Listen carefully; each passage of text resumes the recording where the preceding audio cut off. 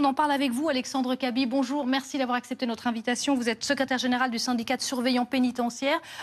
Comment vous réagissez? Comment vous avez réagi quand vous avez appris la présence de ces deux officiers de sécurité? Ah ben, c'est une colère froide parce que, pour tout vous dire, on a clairement la sensation qu'on crache au visage de milliers de personnels pénitentiaires qui, chaque jour, assurent la sécurité, la discipline et qui garantissent la dignité de nos établissements. Et on instaure un régime d'exception pour un détenu aussi médiatique soit-il.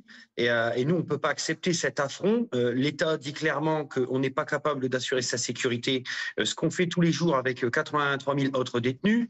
Je rappelle quand même que dans cet établissement, on a eu Pantani, on a eu Claude Guéant, on en a eu des personnages qui ont pu avoir un nom connu. Oui, mais c'est inédit, Nous, Alexandre Kaby. C'est la première fois, ça n'était jamais arrivé d'ailleurs dans l'histoire de la Ve République, c'est la première fois qu'il y a un ancien président qui est en détention. Donc, pour vous, ça ne justifie pas cette situation inédite, qu'il y ait aussi une protection finalement inédite? Et ça ne justifie rien du tout. Il faut une première fois à tout. On a tous eu un premier lundi, on a tous eu un premier lever, on aura tous un premier coucher. On aurait très bien pu le gérer, assurer sa sécurité nous-mêmes, on sait faire. On a une cellule à côté, et je ne vous parle pas de la surpopulation pénale qu'on vit aujourd'hui. On occupe une cellule pour 2 officiers de sécurité qui sont dedans. Ils l'accompagnent en permanence. Je rappelle quand même qu'ils sont armés, alors qu'il n'y a pas d'armes en détention, mis à part quand on déclenche nos procédures d'intervention interne. C'est confirmé cette On peut pas information accepter ça. parce que nous n'avions pas la confirmation à 100%. Ils sont bien armés, ces officiers, ces deux Oui, officiers? oui, oui, oui, ils sont armés. Donc pour vous, ça, Et c'est ce qui pose c'est particulièrement un contraire aux règles problème. élémentaires.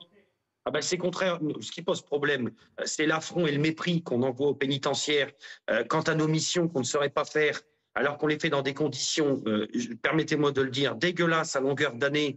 On tient un système debout qui est en ruine à longueur de temps. Et aujourd'hui, on nous dit qu'on n'est pas capable de gérer ce détenu, et on nous met 2 officiers de sécurité la journée et la nuit dans une cellule à côté avec la porte ouverte et armés en détention.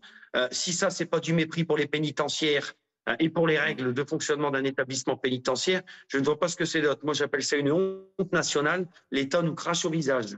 Est-ce que l'État ne vous donne pas des moyens supplémentaires, tout simplement, vu cette situation à nouveau extraordinaire?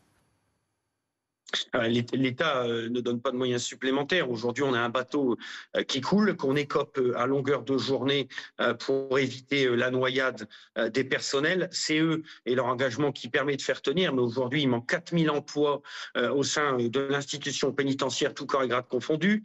C'est 83 000 détenus, donc 20 000 détenus de trop.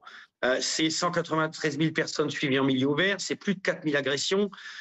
L'État peut se réjouir de création d'emplois qui serait hypothétiquement au nombre de 855, par exemple, au titre du PLF 2026. Vous voyez bien qu'on est bien loin du compte. Mais on a eu des récits tout de même, notamment de la part de familles d'autres détenus de la prison de la Santé, comme quoi cette première nuit, par exemple, elle avait été particulièrement chahutée, agitée avec beaucoup de cris, beaucoup d'invectives. Est-ce que selon vous, ça n'illustre pas le fait que peut-être que oui, il faut cette protection très particulière pour un ancien président? Du tout. Quand il est dans une cellule et la porte fermée, on a des équipes spécialisées, des gens qui sont formés, des professionnels, des techniciens, des gens qui travaillent tous les jours, qui gèrent des profils variés, différents, dangereux, des hyperviolents, des fous, des cas psychotiques, des addictifs, des terroristes. On a su tout gérer. Il n'y a aucun problème à gérer cet individu. Et je le répète, on nous crache au visage. C'est un affront. Il lui frappe une sa justice. Ne l'accepte pas. Merci beaucoup, Alexandre Kaby. On a entendu en tout